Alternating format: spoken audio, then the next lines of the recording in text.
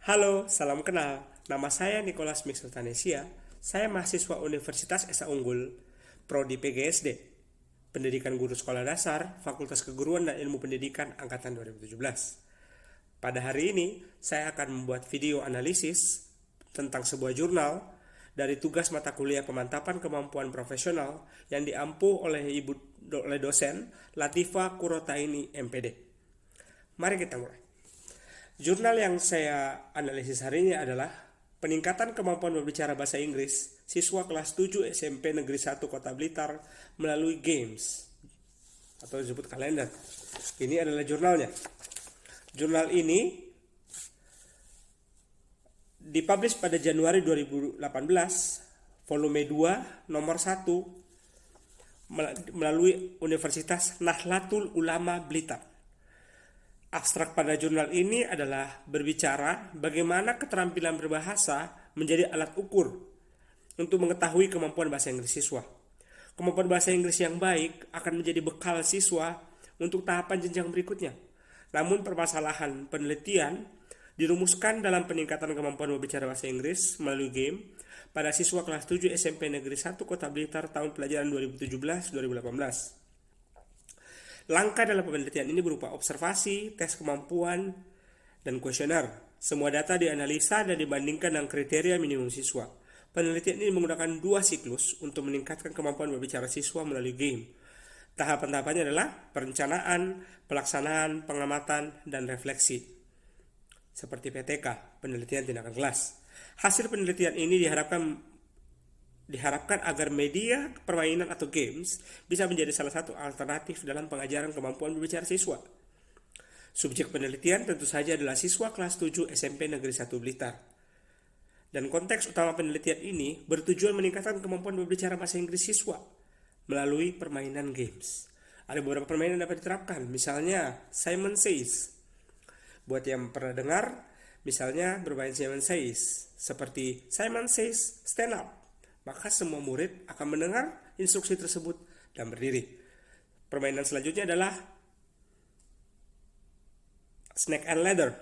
Ada juga Hangman, Puzzle, War Match, dan masih banyak banget permainan lainnya yang bisa kita gunakan untuk meningkatkan kemampuan berbicara siswa dalam pembelajaran bahasa Inggris.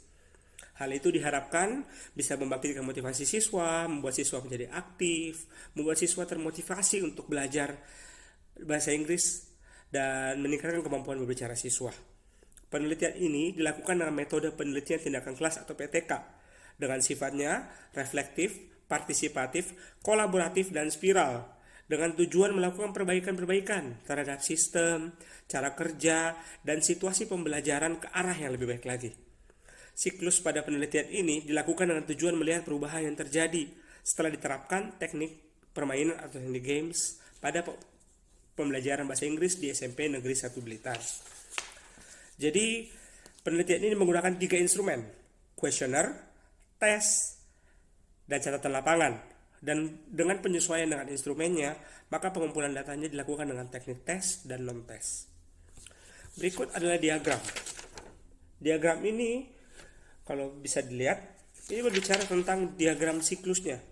Jadi pertama-tama kita lakukan pengamatan terhadap situasi pembelajaran, kemudian kita lakukan evaluasi, mencoba memberikan solusi-solusi, memberikan solusi atas permasalahan yang terjadi di kelas. Kemudian kita buat suatu rencana. Setelah itu kita lakukan rencana tersebut, kita observasi hasilnya, kita lakukan refleksi, dan selesailah siklus pertama di situ. Setelah siklus pertama selesai, kita melakukan perbaikan-perbaikan, baik dalam bentuk rencana kita, action kita, bagaimana guru mengoperasikan permainan tersebut, bagaimana siswa merespon akan permainan games tersebut. Itu semuanya bisa diobservasi dan bisa kita refleksi untuk ke arah yang lebih baik lagi. Setelah itu kita lanjut ke siklus kedua. Siklus kedua dimulai dengan rencana yang telah direvisi, kemudian diterapkan action, lalu diobservasi sekali lagi, dan kita lakukan refleksi sekali lagi. Dan pada jurnal ini, pada siklus kedua, hasil penelitian yang didapat sudah tercapai, sehingga tidak perlu dilanjutkan ke siklus ketiga lagi. Perlu diperhatikan bahwa PTK pembelajaran bahasa Inggris berbeda dengan penelitian eksperimental. Dalam PTK pembelajaran bahasa Inggris ini, Tujuan penelitian adalah pengembangan strategi atau teknik pembelajaran bahasa Inggris yang terus-menerus dikembangkan. Kemudian jika kita berbicara mengenai kesimpulan daripada, kita lanjutkan lagi. Berdasarkan data-data yang kita telah jelaskan, ada beberapa kesimpulan dari jurnal ini. Seperti penerapan media games pada keterampilan berbicara siswa sudah memberikan peningkatan yang cukup signifikan, baik dari segi aktivitas maupun pemahaman. Presentasi aktivitas guru meningkat dari 84,6% sampai 87,5%, karena diharapkan guru dapat menerapkan permainan games ini dengan baik dan dapat memberikan variasi-variasi strategi pembelajaran untuk meningkatkan kualitas pembelajaran.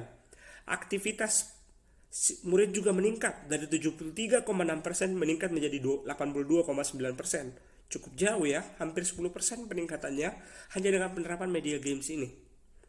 Dengan penggunaan media games ini, pembelajaran bahasa Inggris menjadi lebih menarik. Siswa lebih termotivasi dan lebih tertarik untuk mengikuti pembelajaran. Untuk saran, dengan penggunaan media games ini, siswa menjadi lebih aktif, sungguh-sungguh, dan bersemangat mengikuti pembelajaran bahasa Inggris. Sementara bagi guru, dengan menggunakan media games ini, kualitas pembelajaran meningkat dan kemampuan berbicara bahasa Inggris juga berkembang. Jika saya kaitkan dengan materi pembelajaran yang saya pelajari di mata kuliah pemantapan kemampuan profesional, maka jurnal ini sudah sangat baik dalam usahanya mengembangkan kemampuan profesional dari guru,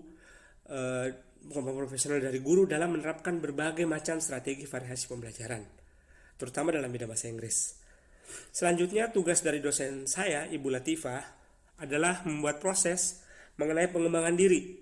Pada awalnya, saya diminta untuk memahami 4 kompetensi guru. Itu dimulai dari kompetensi pedagogik, kompetensi kepribadian, kompetensi sosial, dan kompetensi profesional. Setelah memahami keempat kompetensi itu, maka coba dikaitkan dengan diri saya. Sebagai seorang guru, kira-kira apa sih kompetensi yang sudah saya miliki? Apakah saya memiliki kompetensi profesional, pedagogik, kepribadian, ataupun kompetensi sosial? Setelah saya memahami semuanya itu, saya mencoba mencari apa kekurangan saya dan apa hal yang harus saya pelajari dan kembangkan untuk menjadi guru yang lebih baik. Setelah memahami kekurangan tersebut, saya mencari solusi dari permasalahan saya agar kekurangan tersebut dapat saya atasi dan semua permasalahan yang selama ini saya rasakan sebagai seorang guru bisa saya atasi. Dengan perkuliahan ini, saya merasa lebih mengenal diri saya lebih baik karena saya memahami kelebihan saya memahami kekurangan saya, dan saya mencoba untuk meningkatkan diri saya lebih lagi sehingga kelemahan saya berkurang.